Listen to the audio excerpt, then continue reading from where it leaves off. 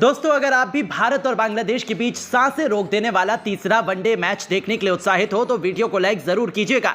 दोस्तों, 1-1 से बराबरी पर खड़ी वनडे सीरीज के सबसे रोमांचक तीसरे वनडे मैच में बांग्लादेश को खदेड़ने के लिए दिल्ली के मैदान पर कप्तान रोहित शर्मा ने रख दिए अपने कदम। हार्दिक पांड्या, जसप्रीत बुमराह की करवा दी है वापसी। तो आखिर तीसरे वनडे में किन 11 भूखे शेरों के साथ उतर चुके हैं भारतीय कप्तान रोहित शर्मा? क्या है बांग्लादेश की प्लेइंग 11 टीम? कहां देख सकते हो आप ये महामुकाबला, वो भी लाइव? साथ ही पिच रिपोर्ट, मौसम का हाल और इस मुकाबले से जुड़ी हर एक लाइव अपडेट, सब कुछ हम आपको इस वीडियो में दिखाने जा रहे हैं। लेकिन उससे पहले आप सभी को क्या लगता है कि भारत और बांग्लादेश में कौन सी टीम तीसरा वनडे मैच जीतेगी? अपनी कीमती राय हमें नीचे दिए गए कमेंट बॉक्स में जरूर दीजिएगा। तो चलिए अब आपका ज्यादा समय ना लेते हुए शुरू करते हैं वीडियो।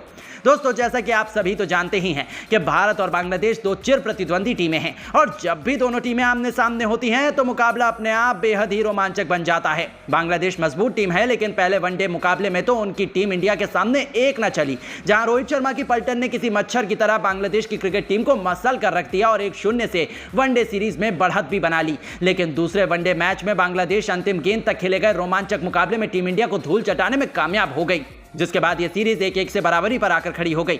अब यह कारवा इतने में ही रुकने वाला नहीं है। अब भारत और बांग्लादेश के बीच तीसरे वनडे का बिगुल बच चुका है। यहां बांग्लादेश टीम के कप्तान नजमुल हुसैन संतो कभी नहीं चाहेंगे कि बांग्लादेश की टीम को वो हराएं और इसलिए उन्होंने रोहित शर्मा की भारतीय टीम को हराने के लिए पूरा प्रबंध भी कर लिया है। वहीं हम आपको बता दें कि बांग्लादेश और भारत के बीच यह मुकाबला आप सभी को लाइव दिल्ली के मैदान पर खेला जाता हुआ नजर आ रहा है, जहां आप सभी इस मुकाबले में एक तरफ रोहित शर्मा को कप्तानी करते हुए देख रहे हो तो दूसरी तरफ नजमुल हुसैन संतो अपनी टीम को संभाल रहे हैं।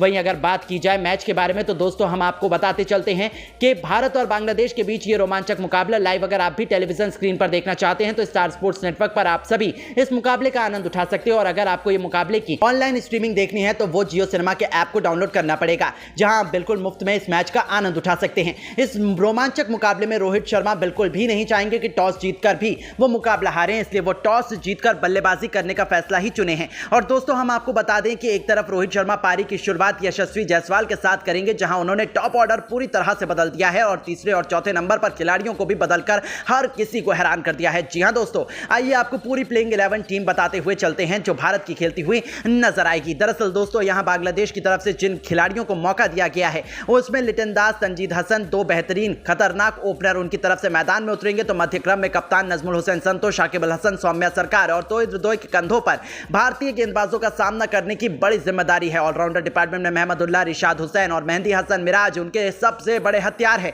तो तेज गेंदबाजी डिपार्टमेंट में तस्कीन अहमद और मुस्तफिजुर रहमान भारतीय टीम के लिए सबसे बड़ा खतरा बन सकते हैं। वहीं अगर बात की जाए भारतीय टीम के बारे में तो दोस्तों टीम इंडिया में कप्तानी तो रोहित शर्मा कर रहे हैं, तो वहीं उनका साथ अब पारी की शुरुआत बतौर टॉप ऑर्डर पर करने के लिए यशस्वी जायसवाल उतरे हैं। तो वहीं दोस्तों फिर मध्य क्रम में तीसरे नंबर पर विराट कोहली को खिलाया जा रहा है, चौथे पायदान पर ऋषभ पंत, पांचवी पोजीशन पर हार्दिक पांड्या, नंबर 6 पर रियान पराग, तो वहीं नंबर 7 और 8वीं पोजीशन पर रिंकू सिंह और अक्षर पटेल को मौका दिया गया है। वहीं अगर बात की जाए गेंदबाजी की तो गेंदबाजी में मोहम्मद सिराज, जसप्रीत बुमराह और रवि बिश्नोई खेलते हुए नजर आएंगे। तो दोस्तों यही है भारत की प्लेइंग 11 टीम। और आप दोस्तों अब देखना यह दिलचस्प होगा कि रोहित शर्मा अपनी टीम को आखिरकार कैसे मुकाबला जितवा पाते हैं, क्योंकि बांग्लादेश की टीम मजबूत टीम है और वो वनडे में अच्छी से अच्छी टीमों को हराना बखूबी जानते हैं और रोहित शर्मा का फोकस बस इसी बात पर रहेगा।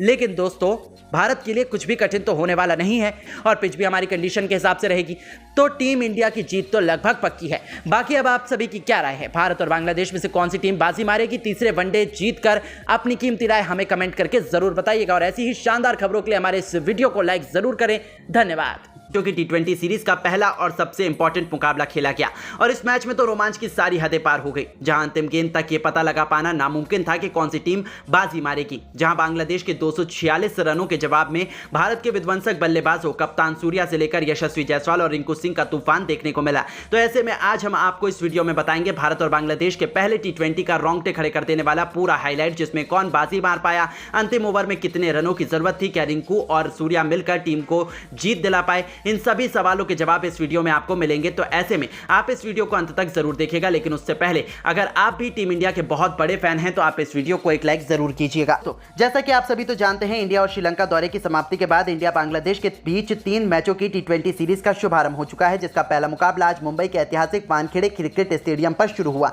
यहां पर बांग्लादेश के कप्तान नजमुल हुसैन संतो ने टॉस जीतकर पहले बल्लेबाजी करने का फैसला चुना और यहां जब बांग्लादेश की टीम बल्लेबाजी करने के लिए उतरी तो हमेशा की तरह उनके लिए पारी की शुरुआत लिटन दास के साथ तंजीद हसन की खतरनाक जोड़ी मैदान में आई। जहां दोनों बल्लेबाजों से उम्मीदें तो यही लग रही थी कि पहले विकेट के लिए बड़ी साझेदारी देखने के लिए मिले, लेकिन दोस्तों यहां पर तंजीद हसन के रूप में पहला बड़ा झटका बांग्लादेश की टीम को जसप्रीत बुमराह ने दिया। जहां अब पहला बड़ा झटका लग जाने के बाद फिर बल्लेबाजी करने के लिए उतरे खुद कप्तान नजमुल हुसैन संतो। जहां लिटन दास और संतो मिलकर साझेदारी को आगे बढ़ा पाते उससे पहले ही लिटन को 7वें ओवर की दूसरी गेंद पर रियान पराग ने बोल्ड कर दिया और यहां लिटन 20 रन बनाकर ही आउट हो गए। अब ये दो बड़े झटके लग जाने के बाद बांग्लादेश की टीम पूरी तरह से लड़खड़ा चुकी थी। ऐसा लग रहा था कि आज के मुकाबले में बांग्लादेश की टीम ज़्यादा से ज़्यादा भारत के आगे 120 या 100 रन ही बना पाएगी।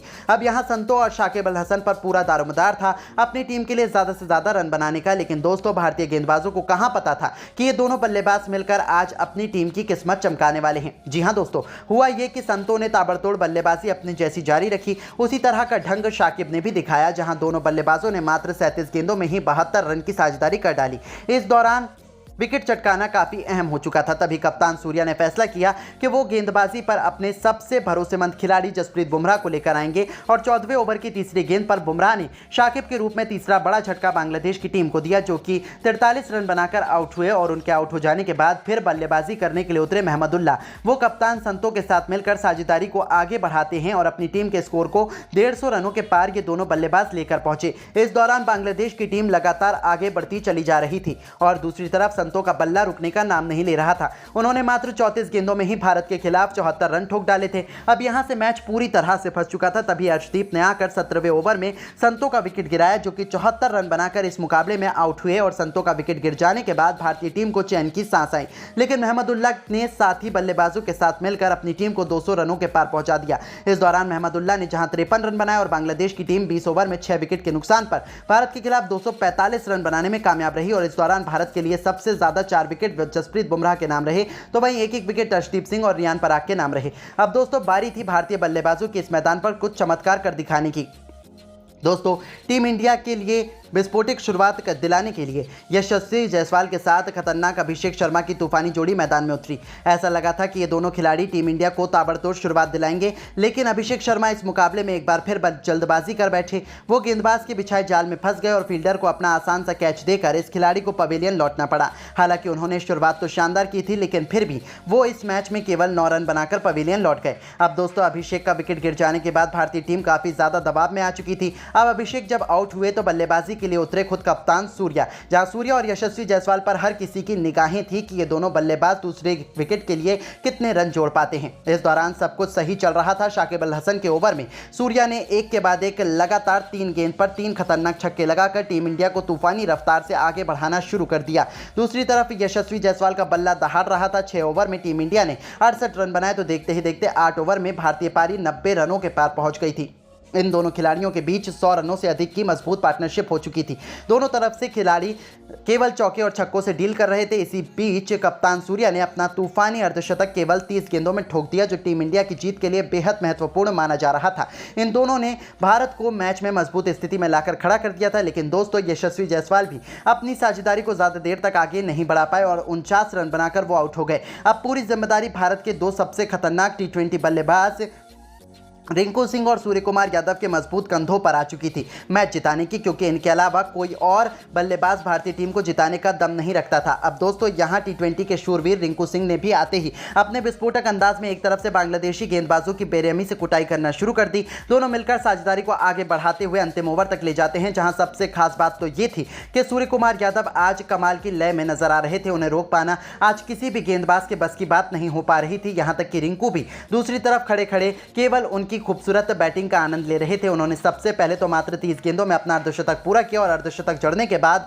वो अपने शतक की ओर आगे बढ़ चले। इस दौरान अंतिम ओवर तक जब तक मैच पहुंचा तो भारत को मुकाबला जीतने के लिए 6 गेंदों में 21 रनों की दरकार थी। अब स्ट्राइक पर रिंकू सिंह थे। बांग्लादेश की तरफ से अंतिम ओवर लेकर आए थे मुस्तफिजुर रहमान। अब यहां पहली गेंद मुस्तफिजुर ने यॉर्कर लेंथ पर डाली, जो कि रिंकू से पूरी तरह मिस हो गई और कोई रन नहीं मिला। अगली गेंद पर रिंकू ने 2 रन भागे और फिर यहां से भारतीय टीम को 4 गेंदों में 19 रनों की दरकार थी। रिंकू अभी भी स्ट्राइक पर मौजूद थे और दोस्तों रिंकू शॉट लगाने की कोशिश तो बहुत कर रहे थे, लेकिन उनके बल्ले पर गेंद टच नहीं हो रही थी, जिसके चलते यहां बांग्लादेश की टीम पूरी तरह से फुल फॉर्म में थी कि वही इस मुकाबले को जीतेंगे। लेकिन दोस्तों जैसे तैसे करके तीसरी गेंद को लेग साइड की तरफ खेलकर रिंकू ने 1 रन भाग लिया और अब स्ट्राइक पर आ गए थे हमारे हमारे सबसे बेस्ट अभी तक के फिनिशर खुद कप्तान सूर्या, जहां सूर्या को 3 गेंदों पर 3 तूफानी छक्के लगाने थे और तभी भारत की टीम मुकाबला जीत पाती, क्योंकि 3 गेंदों पर 18 रन